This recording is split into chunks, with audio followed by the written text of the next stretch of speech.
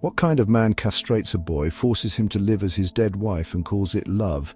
That's not just depravity, it's evil. And that's exactly what Nero, Rome's most infamous ruler, did to Sporus, a young boy whose life was stolen and shattered by history's most twisted predator. But Nero wasn't the only monster.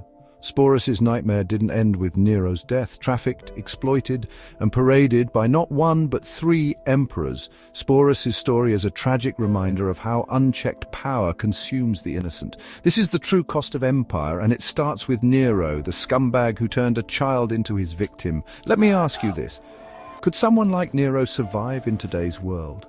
And what would happen if they did? Drop your thoughts in the comments, because by the end of this video you'll see just how far power can corrupt. Nero came to power in 54 AD. A teenager handed the world's most powerful empire on a silver platter, but it didn't take long for the cracks to show. By 59 AD, Nero had his own mother, Agrippina, assassinated, a woman who had maneuvered him into power in the first place. This wasn't ambition, it was betrayal. From there, Nero's descent into madness accelerated. He murdered his wife, Poppaea Sabina, in a fit of rage, then sought to replace her with someone who looked just like her. His victim, Sporus, a teenage boy who bore a vague resemblance to the woman Nero had killed. What followed was one of the most grotesque abuses of power in history. Sporus was barely more than a boy when Nero's gaze fell on him. Nero didn't just want Sporus, he wanted to recreate Poppaea, the wife he'd beaten to death, and to do that, Nero ordered Sporus to be forcibly castrated. This wasn't just mutilation, it was annihilation. Sporus's autonomy, his identity, his humanity, all of it was destroyed so Nero could feed his sick fantasies. Imagine the agony of undergoing a brutal, irreversible procedure like this with no anesthesia, no consent and no escape. Today we call this trafficking, we call it exploitation. Back then, Nero called it marriage. But let's be clear, Nero wasn't some romantic. He was a predator, plain and simple, a man who weaponized his power to destroy lives. And Sporus wasn't just his victim, he was his trophy. Nero didn't love Sporus. He didn't even lust after him. Nero wanted to own him, to make him a living monument to his own cruelty, and he had an entire empire to cheer him on. Once Nero had remade Sporus into his version of Poppaea, he paraded him through Rome in a sham marriage. Dressed as an empress, Sporus was forced to play the role of Nero's dead wife while the crowds cheered. Not for Sporus, but for the man who had mutilated and enslaved him. This wasn't just humiliation, it was domination on a public scale.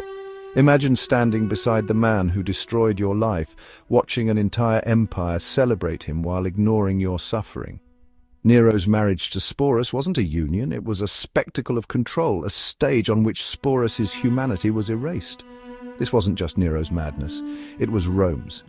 An entire empire turned a blind eye to Sporus's suffering, proving that power corrupts not just individuals, but entire societies. When Nero died in 68 AD, Sporus might have thought his nightmare was finally over, but Rome wasn't done with him yet. Instead of freedom, Sporus was trafficked, yes, trafficked, to Nero's successor, Otho.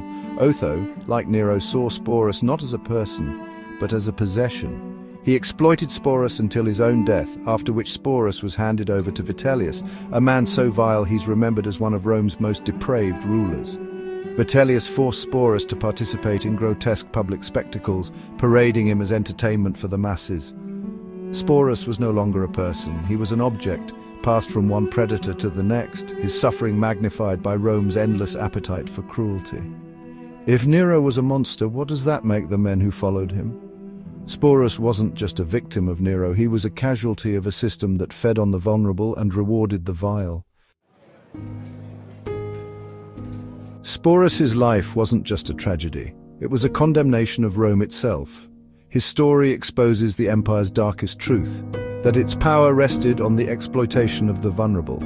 Nero, Otho, Vitellius, these men weren't leaders, they were predators, feeding off the powerless and daring anyone to stop them. Sporus didn't survive. After years of abuse, he took his own life. It was the only escape left to him in a world that never gave him a chance.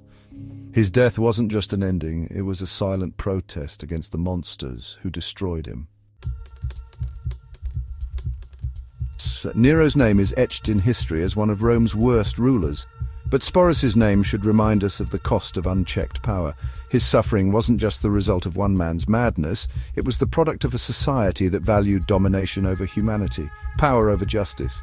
And while Nero got the death he deserved, Sporus never got the life he deserved. Let that be Rome's true legacy. If this story shocked you, let me know in the comments.